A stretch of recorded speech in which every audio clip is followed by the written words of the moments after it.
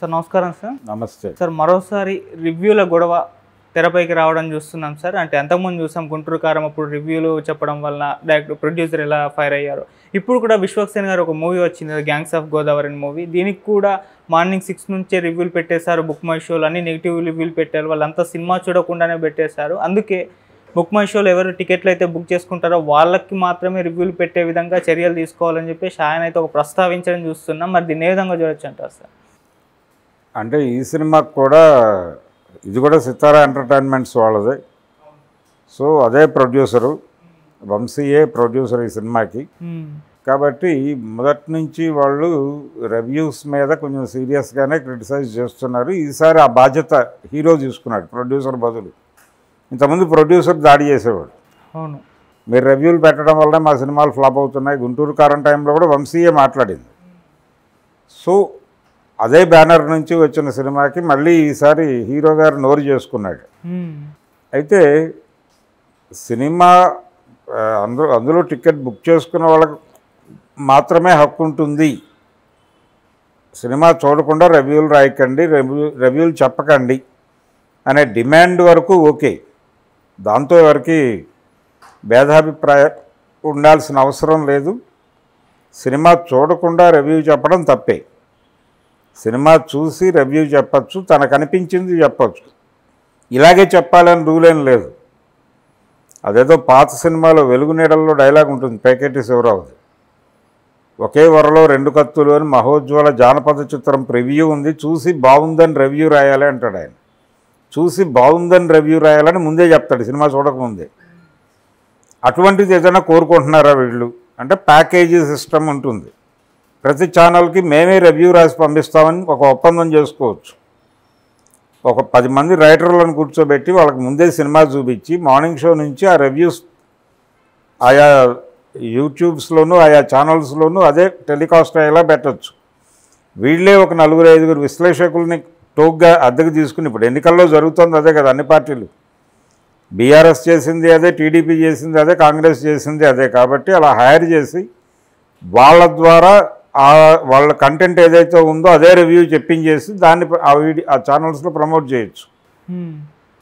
ఈ పని చేస్తే ఇంకా బెటర్. ఇప్పుడు ఎలాగూ గతంలో ఏదైనా సినిమా రిలీజ్ అయితే వాళ్ళు పిఆర్ వాళ్ళని అప్రోచ్ అయ్యి ఆర్టిస్ట్ ఇంటర్వ్యూలు అవి పెట్టుకునేవాళ్ళు. ఇప్పుడు అలా లేకుండా వీళ్ళే ఇంటర్వ్యూలు చేసి ఛానల్స్కి ఇస్తున్నారు కదా. సో అలాగే మీరు రివ్యూలు కూడా మీరే చేసేసి ఇవ్వండి. అలాగే ప్రీ రిలీజ్ ఈవెంట్లు, పోస్ట్ రిలీజ్ ఈవెంట్లు ఇవన్నీ కూడా మీరే చేసేసి ఛానల్స్కి ఇవ్వండి, ఇబ్బంది లేదు. అది ఎలాగూ చేస్తున్నారు, ఇది కూడా చేయండి. రివ్యూలు కూడా మీరే చెప్పించేయండి, ఎవరికి ఇబ్బంది లేకుండా. రెగ్యులర్గా ఎవరైతే నెగిటివ్గా చెప్తారో వాళ్ళందరినీ కూర్చోబెట్టి వాళ్ళని ఎంప్లాయీస్గా మార్చేసుకోండి. మీరు సమస్య పరిష్కారం అవుతుంది. అంటే సినిమాలకు రివ్యూలు రాయకపోతే ఎలాగా, సమీక్షలు లేకపోతే ఎలాగా? కళారూపానికి ఎనీ కళారూపం ఒక సమీక్షను కోరుకుంటుంది. అది ఆ కోరికని మధ్యలో కట్ చేసే ప్రయత్నం చేస్తున్నారు వీళ్ళిద్దరూ. అంటే విశ్వక్సేన్ ఇప్పుడు వచ్చాడు, వంశీ మొదటి నుంచి ఉన్నాడు. వంశీకి హీరోలు మారుతున్నారు కానీ సమస్య ఇదే ఉంటుంది ఏదో పద్ధతిలో. సో అందరు హీరోలు ఈ పద్ధతిలో మాట్లాడుకుని ఒక అండర్స్టాండింగ్ వచ్చి మేమే రివ్యూస్ రాసి పంపిస్తాం, వాటినే పబ్లిష్ చేయండి, మేము చెప్పిన మనిషితోనే రివ్యూ చెప్పించండి మీ ఛానల్లో అని చెప్పి హుకుం జారీ చేయండి. ఆ ప్రకారమే చేసుకుంటారు. మినిమం రెవెన్యూస్ ఉండేలాగా మీరు డిజైన్ చేయండి, వాళ్ళకి చేసి పెడతారు, తప్పేం లేదు. దీనిలో సర్వీస్ తీసుకోండి, మనీ పే చేయండి, అంతవరకే డీల్. ఓకే, అనేక వ్యవహారాలు ఉంటాయి దీనిలో. సినిమాటోగ్రఫీ శాఖలు, వీటికి ఈ కల్చరల్ డిపార్ట్మెంట్ వీటితో లింక్ అయి ఉంటుంది. సో ఇది అంత తేలికైనటువంటి, అంటే ఇదేదో ఈజీగా పరిష్కారం అయిపోయే వ్యవహారం అనుకోకూడదు. కానీ ఈ సమీక్షలు ఇవన్నీ అంటే రివ్యూల మీద దాడి చేయటం అనేది వాళ్ళు ఎందుకో ప్రోగ్రామ్గా చేస్తున్నారు. కానీ రివ్యూలు లేకపోతే ఎలాగా సినిమాకి? అసలు రివ్యూలు పెట్టడం తప్పు. రివ్యూలు రాసి బ్యాడ్ రివ్యూలు రాసిన వాళ్ళ మీద కేసులు పెడతామని చట్ట సవరణ చేయించుకోవచ్చు ఓపిక చేసి, ప్రభుత్వాలతో మాట్లాడుకుని. రేపు ఫామ్ అవ్వబోయే కూటమి ప్రభుత్వం అంటున్నారు కదా, కూటమి ప్రభుత్వం ఫామ్ అయితే వీళ్ళ చేతిలో మనిషే కదా ఆయన చంద్రబాబు. కాబట్టి కూటమి నాయకుడితో మాట్లాడుకుని ఇండస్ట్రీ ఫేవర్ అక్కడే ఉందంటున్నారు కాబట్టి వెళ్ళి నేరుగా చంద్రబాబుతో మాట్లాడుకుని, లేదు జగన్ కూడా ఈసారి ఫేవర్గానే ఉంటాను అంటున్నాడు, గతంలో ఏది జరిగిందో అది మర్చిపోండి అని చెప్పాడు కదా మన సభల్లో.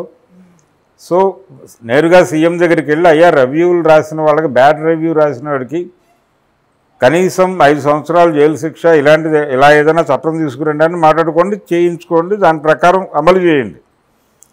సినిమాలకు ఎవరన్నా రివ్యూ రాస్తే కనీసం 5 నుంచి 20 ఏళ్ళు జైలు శిక్ష అని పెట్టుకోండి, తప్పేం లేదు. అది లేకుండా మీరు ఊరుకునే దాడి చేసి మీరు రాయకండి, మీ వలన మా సినిమాలు బ్యాడ్ అవుతున్నాయంటే మీ సినిమాలో విషయం లేకపోవడం వలన ఫెయిల్ అవుతున్నాయి. ఎవరో చెబితే ఫెయిల్ అవ్వవు. బ్యాడ్ రివ్యూలు వచ్చి పెద్ద హిట్లు కొట్టిన సినిమాలు 100లాది ఉన్నాయి చరిత్రలోకి వెళ్తాయి. ఏ రామారావు సినిమాకి పాజిటివ్ రివ్యూలు లేవు ఆ రోజుల్లో. ఒకసారి పాత పత్రికలు తిరగేస్తే తెలుస్తుంది. అంత మాత్రం చేత రివ్యూలు రాయమాకన్నా గొడవ చేయలేదు వాళ్ళు. రివ్యూలే మన ధోరణి అన్నట్టుగా సినిమాలు తీసుకున్నారు. బాగుందన్నాడు బాగుందన్నాడు, బాలేదన్నాడు, ఎవరి కూడా వాడు పట్టించుకోవాలి, వాళ్ళ పద్ధతిలో వాళ్ళు వెళ్ళిపోయారు. మీరు కూడా అదే చేయండి. మీరెందుకు కన్ఫ్యూజ్ అయిపోయి ఇలాగా అలాగా రివ్యూలు వలన మా సినిమాలు నాశనం అయిపోతున్నాయని ఒకటే ఏడిపోయితే ఎట్లాగా? దానికి ఏదో ఒక సొల్యూషన్ కూడా మాట్లాడాలి కదా వాళ్ళు. అది లేకుండా ఇలా సింగిల్ హ్యాండెడ్గాను వన్ సైడ్ ఆర్గ్యుమెంట్ లాగాను దీన్ని మాట్లాడితే కుదరదు. అంటే సార్ విశ్వక్సేన్ గారి ఆవేదన సినిమా చూసి బాగాలేదు అని చెప్పడం వేరు, సినిమా చూడకుండానే మార్నింగ్ రిలీజ్ అవ్వకముందే బుక్ మై షోలో రివ్యూలన్నీ పెట్టేస్తున్నారు, నెగిటివ్ ప్రచారం చేస్తున్నారు. ఒకటి సినిమా చూసి రివ్యూ చెప్పారా లేదా అనే దానికంటే కూడా రివ్యూల మీద దాడి ఉంది. ఓకే, కేంద్రీకరణ. సినిమా చూడకుండా రివ్యూ చేయడం తప్పే, అక్కడ వరకు అంగీకరించవచ్చు, కానీ ఇది అక్కడితో ఆగదు. రేపు కలెక్షన్స్ వాళ్ళు అనుకున్నట్టు లేకపోతే వాళ్ళ కడుపులో కసంతా బయటకు వస్తుంది. ఒకవేళ కలెక్షన్స్ బాగుండి జనాలు థియేటర్కి వస్తుంటే హ్యాపీ, వీటిని పట్టించుకోరు. ఒకవేళ దీని వలన సఫర్ అవుతోంది సినిమా అని కనుక వాళ్ళకి అనిపిస్తే ఆ సినిమాని ఏదో పద్ధతిలో సరెండర్ చేసుకోవడానికి ప్రయత్నం చేస్తారు. అది చూస్తూనే ఉన్నాం మనం ఎలాగూ. అందుకని అంత ఈజీ కాదు ఈ వ్యవహారం. వాళ్ళు సినిమా రివ్యూలని తమ కంట్రోల్లో తీసుకుని నడిపించుకోగలిగితే బెటర్గా వాళ్ళు అనుకున్నది చేయగలుగుతారు. అంతకుమించి దీనిలో వేరే తరుణోపాయం లేనే లేదు. ఒకవేళ పల్లెటూరు ఏదైనా చేయాలనుకుంటే నానక్రామ్ కూడా దాటి ఇంకో చోట ఎక్కడో అవుటర్ రింగ్ రోడ్లో ఒక 2-3 అవర్స్ ట్రావెల్ చేస్తే అక్కడో చోట దొరుకుతుంది ఏదో ఒకటి, అక్కడ షూట్ చేసుకుంటున్నారు. ఇలా రకరకాలుగా మారిపోయింది సినిమా. ఈ మారిపోయిన డైమెన్షన్లో ఏపీకి వచ్చి షూటింగ్ చేసుకోవాలి అనేది ఒక ప్రతిపాదనగా బాగానే ఉంటుంది, కానీ జొన్న విత్తులు లాంటి వాళ్ళు ఇది ఒక ప్రతిపాదనగా ప్రభుత్వం దగ్గరికి, ఇండస్ట్రీ దగ్గరికి తీసుకెళ్ళచ్చు. బహుశా ఆయన ఉద్దేశం కూడా అదే కావచ్చు. కానీ అది బయటకు ఎలా ప్రాజెక్ట్ అయింది, వీళ్ళందరూ వాంటెడ్గానే చేయటం లేదు. మొత్తం ఇండస్ట్రీ బాడీస్లో నాయకత్వ స్థానాల్లో ఉన్నవాళ్ళు వాంటెడ్గానే చేయట్లేదు అన్న ధోరణి కనిపిస్తోంది. నిజంగానే వాళ్ళు వాంటెడ్గా చేయాలనే మూడ్లో కూడా లేరు.